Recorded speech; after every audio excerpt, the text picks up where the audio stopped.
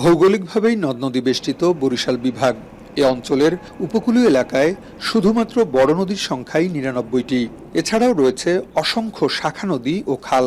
নির্বাচনের সময় জরুরি প্রয়োজনে সব নদী পাড়ি দিয়ে দুর্গম কেন্দ্রগুলোতে পৌঁছানো আইনশৃঙ্খলা রক্ষাকারী বাহিনীর জন্য বেশ কঠিন।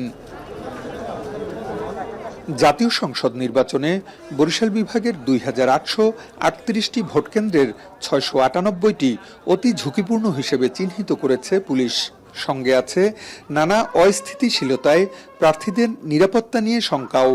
প্রশাসন ও গোয়েন্দা সংস্থার তথ্য মতে বরিশাল বিভাগের ভোট কেন্দ্রগুলি বড় একটি অংশ ঝুঁকিপূর্ণ হিসেবে চিহ্নিত।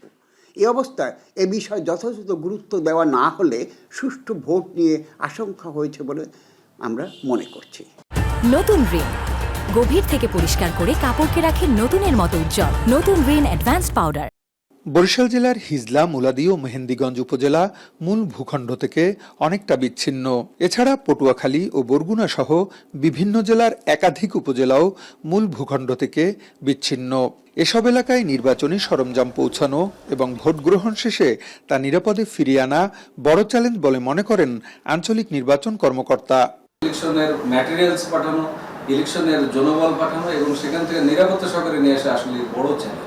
এগুলোকে বিবেচনা করে আমরা কেন্দ্রগুলোকেও সাজাচ্ছি এবং আইন শৃঙ্খলা বাহিনীও সেইভাবে ডিপ্লয়মেন্ট করা হবে। নিরাপত্তা নিয়ে পুলিশের বরিশাল রেঞ্জের ডিআইজি বলেন, প্রার্থীদের ব্যক্তি নিরাপত্তায় অগ্রাধিকার দেয়া হবে। আমাদের মূল যে গ্রুপ সেটা জনগণ ভোটার, তাদের নিরাপত্তা আমাদের চেষ্টা করবো। তো প্রার্থী নিরাপত্তার আমাদের সর্বাধিক থাকবে। তো একটা বিষয় পরিষ্কার যে আমাদের কোনো ব্যক্তি, দল বা গোষ্ঠীর মধ্যে আমাদের কোনো আনুগত্য নেই। অবৈধ অস্ত্র উদ্ধারে কোর কমিটি ইতোমধ্যে সভা করেছে। সন্ত্রাসীদের দমনে কাজ করছে আইন শৃঙ্খলা রক্ষা বাহিনী। ভোট সুষ্ঠু করতে সব ধরনের প্রস্তুতির কথা জানালেন বরিশালের রিটার্নিং অফিসার। রিমোট এরিয়াতেও আমার ফোর্সগুলি এমনভাবে ডিপ্লয় করা থাকবে, 15 মিনিট হচ্ছে আমার রেসপন্স টাইম। যে কোনো ঘটনা শোনা মাত্র 15 মিনিটে যে কোনো ফোর্স আমার যে কোনো জায়গায় যাতে আমার যেতে পারে সেভাবে আমরা পরিকল্পনা সাজিয়েছি। বরিশাল জেলায় মোট ভোটার প্রায় 22 লাখ জন, আর পুরো বিভাগে ভোটারের সংখ্যা 78,77,415 জন।